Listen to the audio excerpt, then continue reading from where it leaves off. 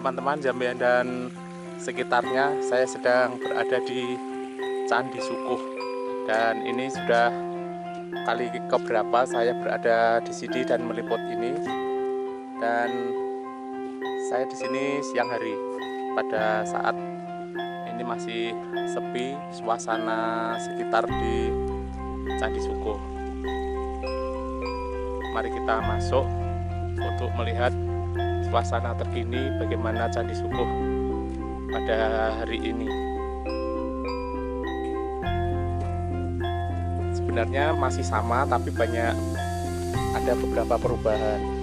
Ketika masuk sini harus melalui pintu seperti ini.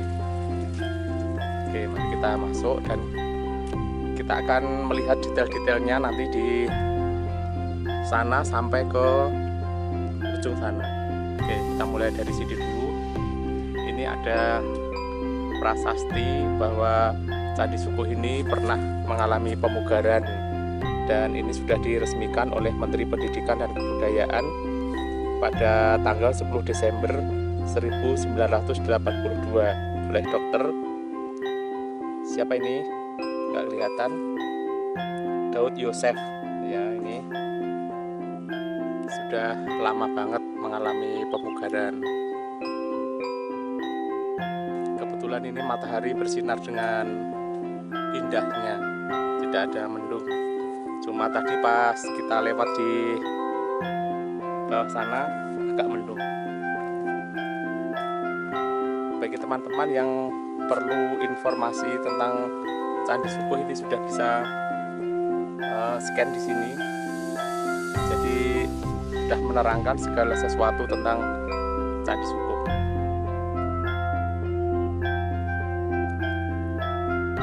Ini adalah bangunan selamat datang. Ini pertama kali dari pintu masuk langsung bisa menikmati candi ini, dan nampaknya di sana ditutup, nggak bisa masuk.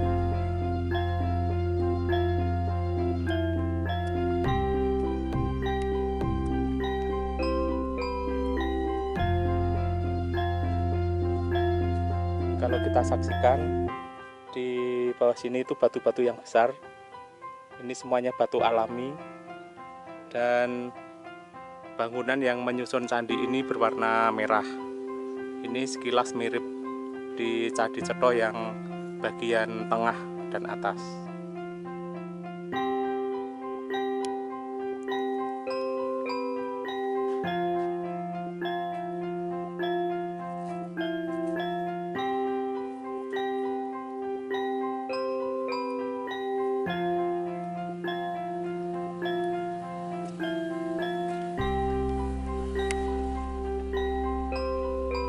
Dan pintu di sana ditutup.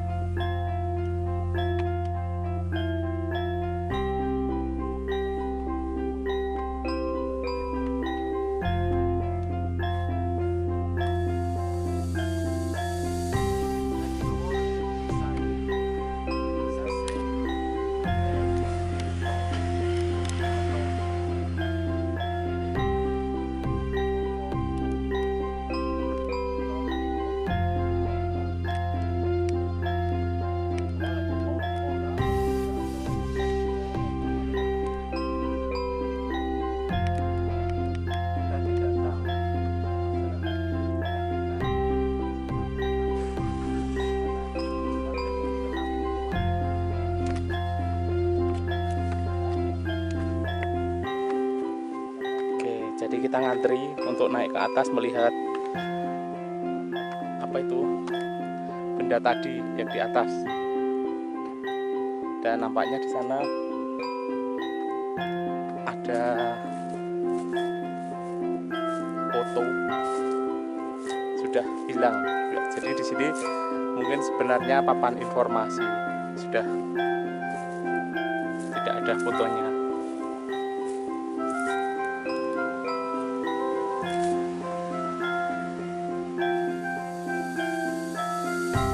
Oke teman-teman, sebelum kita lanjut ke atas sana, saya akan menunjukkan bahwa Candi Sukuh itu berada di atas gunung.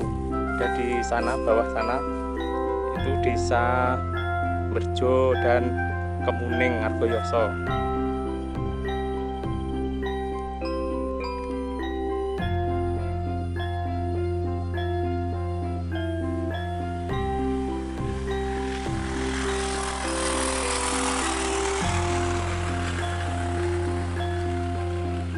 Oke, mari kita lanjut kembali.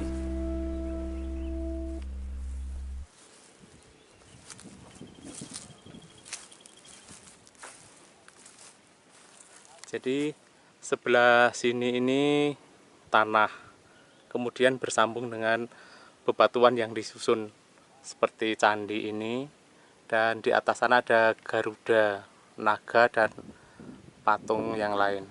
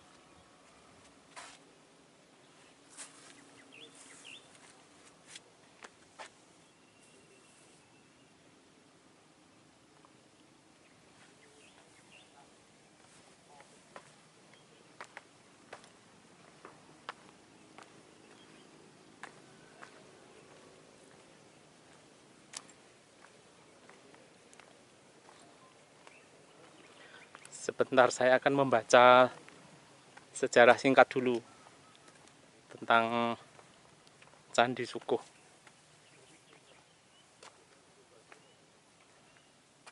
Ya, saya akan membaca secara singkat bahwa Candi Sukuh itu terletak di Dusun Sukuh, Desa Berjo, Kecamatan Ngargoyoso, masuknya Kabupaten Karanganyar, Provinsi Jawa Tengah. Candi ini berada di lereng barat Gunung Lawu pada ketinggian 910 meter di atas permukaan laut. Candi Sukuh ditemukan sekitar tahun 1815 oleh Johnson pada masa pemerintahan Gubernur Jenderal Raffles. Tahun 1842, Van der Vlies membuat sebuah buku berjudul Prof. Einir Bestrigen op Sukuh en Ceto. Tahun 1864 sampai dengan 1867, Hoppermans menulis buku berjudul Hindu Ode Weiden van Java. Inventarisasi di Candi Sukuh dilakukan oleh Verboek tahun 1889, dilanjutkan oleh Knebel pada tahun 1910. Usaha pelestarian Candi Sukuh dilakukan oleh Dinas Purbakala sejak tahun 1917. Oke, saya lanjutkan sebentar bahwa Kompleks Candi Sukuh didirikan pada abad 15 Masehi. Ini semasa dengan pemerintahan Suhita, Ratu Majapahit yang memerintah tahun 1429 sampai 1446. Kompleks candi menghadap ke barat dengan susunan halaman terdiri dari 3 teras. Ketiga teras tersebut melambangkan tingkatan menuju kesempurnaan. Relief yang terdapat di kompleks tersebut juga melambangkan ketiga dunia, yaitu dunia bawah dilambangkan dengan relief Bima Suci, dunia tengah dilambangkan dengan relief Ramayana, Garudeya, dan Sudamala. Dunia atas dilambangkan dengan relief Swargarohan Parma. Penggambaran ketiga dunia pada relief tersebut menunjukkan tahapan yang harus dilalui manusia untuk mencapai nirwana. Oke, mari kita naik ke atas. Dan di sana ada bule-bule yang juga menikmati keindahan Candi Sukuh. Kita naik tangga ini.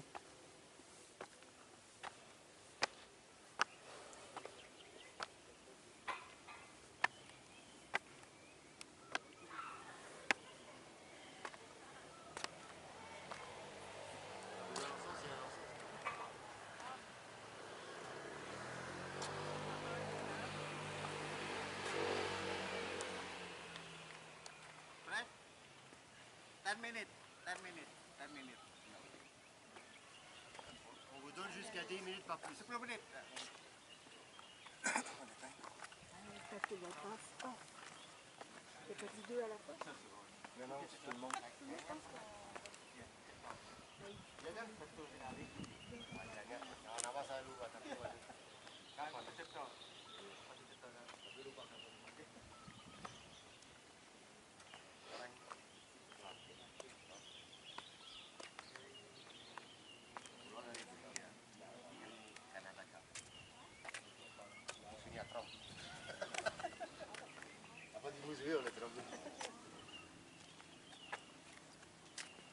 Ya udah, tapi yakin dulu nanti agama akan menyusul.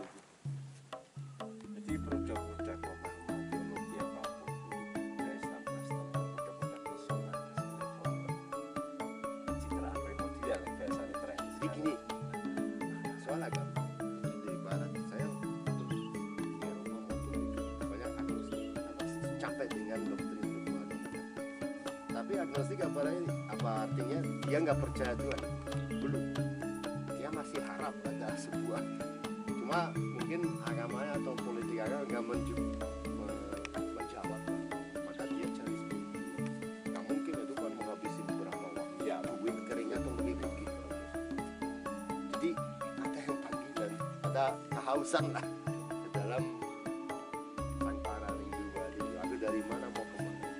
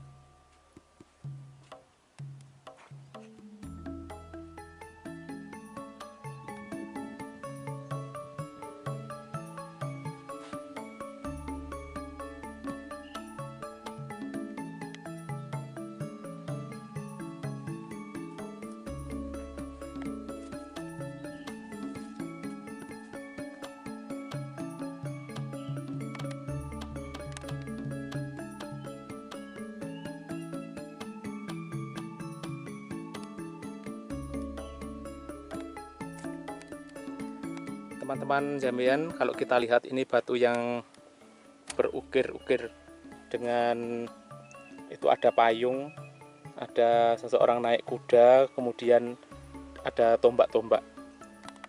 Saya bisa membayangkan bahwa orang-orang pada zaman dulu sudah mengenal senjata seperti ini, memanfaatkan kuda sebagai alat transportasi dan payung ini sebagai simbol kejayaan negara atau kerajaan. Dan di batu tengah ini ada relief berbentuk sapi. Ini jumlahnya 1, 2, 3, dan 4. Berarti zaman dulu orang-orang sudah kenal dekat atau memanfaatkan sapi. Kemudian yang di sini ada orang naik gajah. Berarti zaman dulu orang-orang nenek moyang kita sudah memanfaatkan gajah bisa dijinakkan dan dijadikan transportasi seperti ini. Kemudian yang di balik sini ada ini celeng atau badak. Kalau celeng atau babi hutan ini mirip, tapi di sini ada culanya, seperti cula.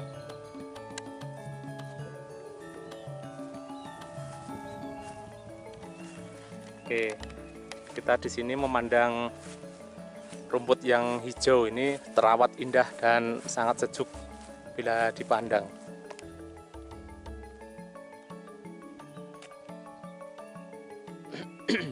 Mari kita naik menuju ke pundakan berikutnya.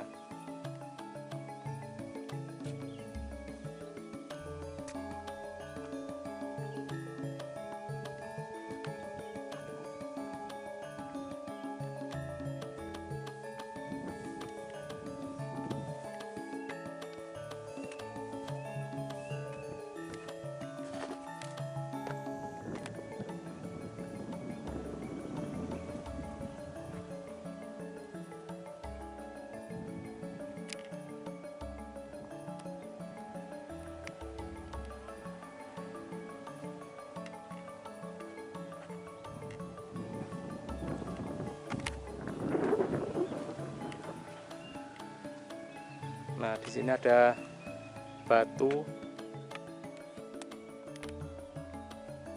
tapi nggak tahu maknanya.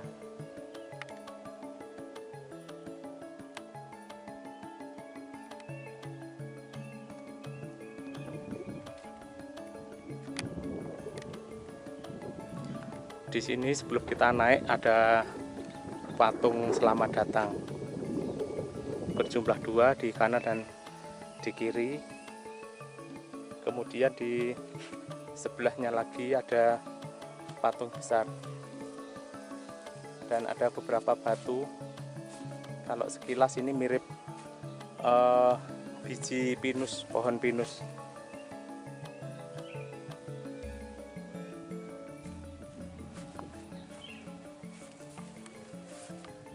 Dan kalau sini ada patahan batu mirip naga ini. Batunya ini berwarna merah.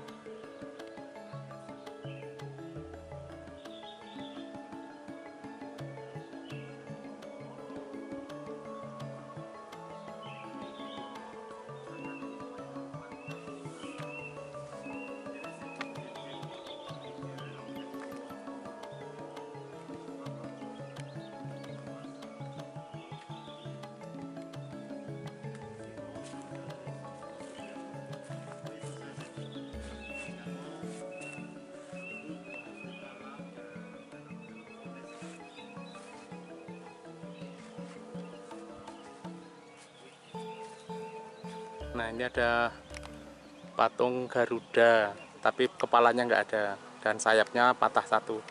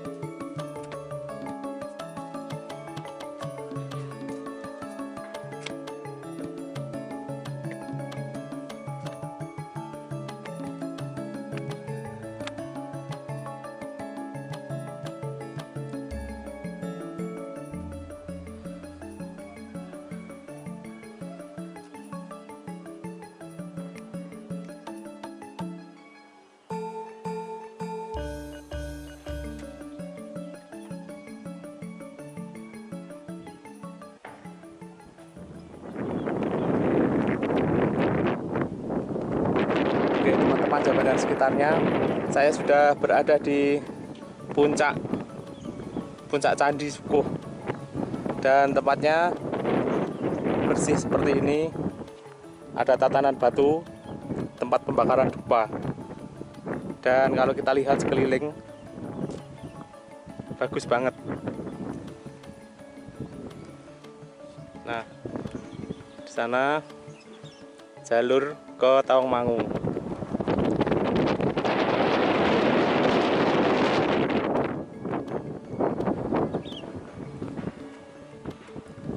Dan di sebelah sana itu sebenarnya ada taman hutan rakyat Tahura di sana.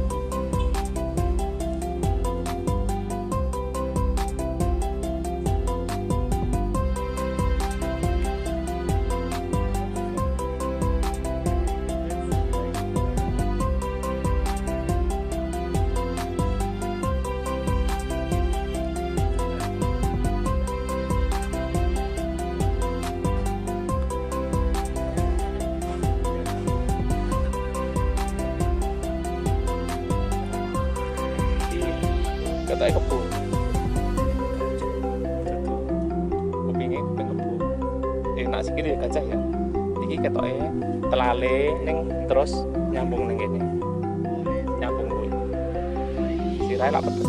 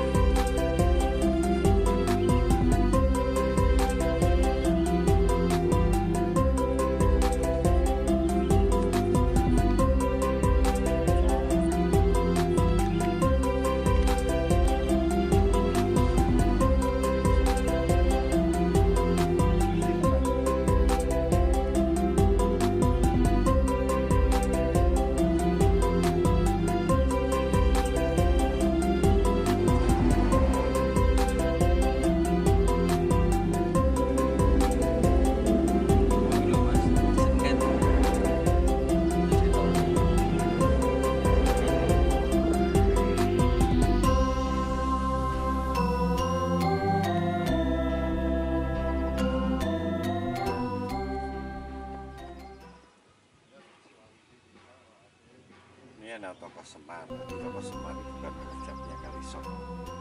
Pak Sunan Kalijaga ini Semar. Semar. Jadi peradaban masa lalu tokoh Semar sudah ada, bukan produknya Kalijaga.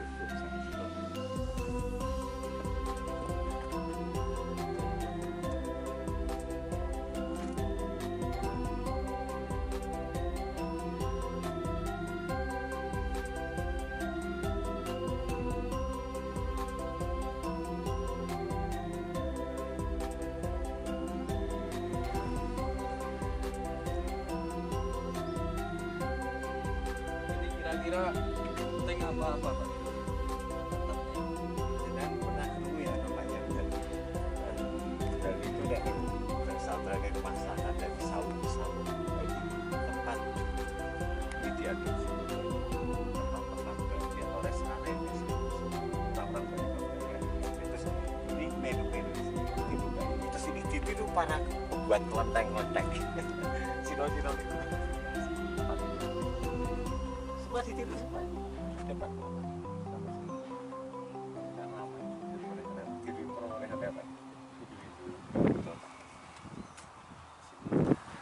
ada pohon randualas ini palem atau aren tanaman nasi Sudah malahnya yang kita semua ini urutan itu malah nggak tahu urutin selama sisi untuk sudah malah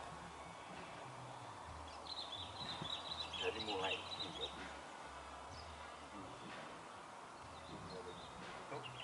dari rumah Parwati dari level atas itu karena menuai karma juga penguasa gitu sitro bagaimana semua cincin tadi rapi ini kesimpulan bisa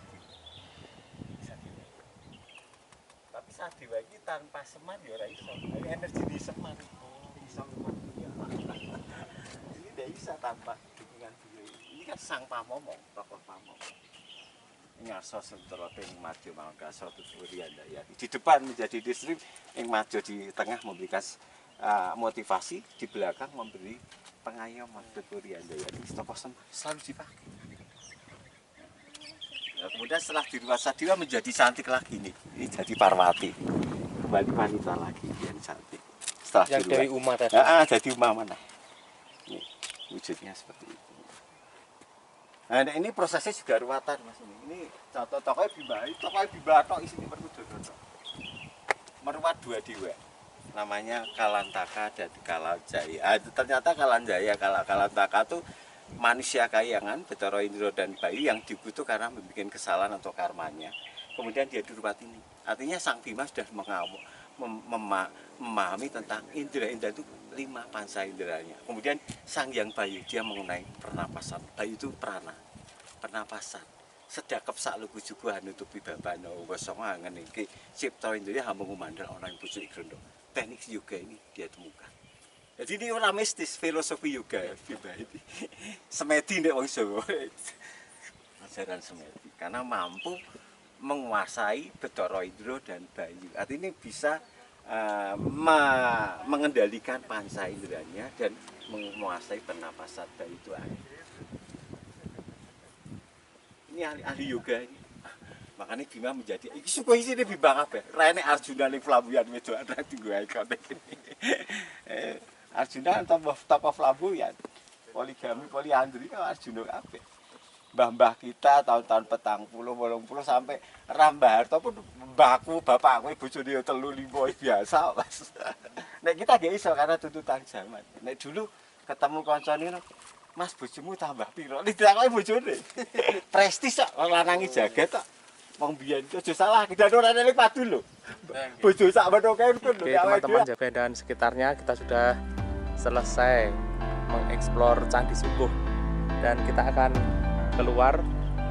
Jangan lupa ini kita melepas kain sebagai apa ini, penghormatan ketika kita masuk candi ya.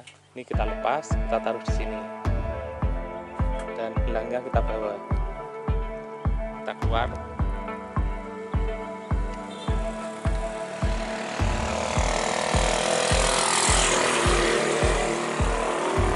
Dan di sana menuju ke Tenggir Park.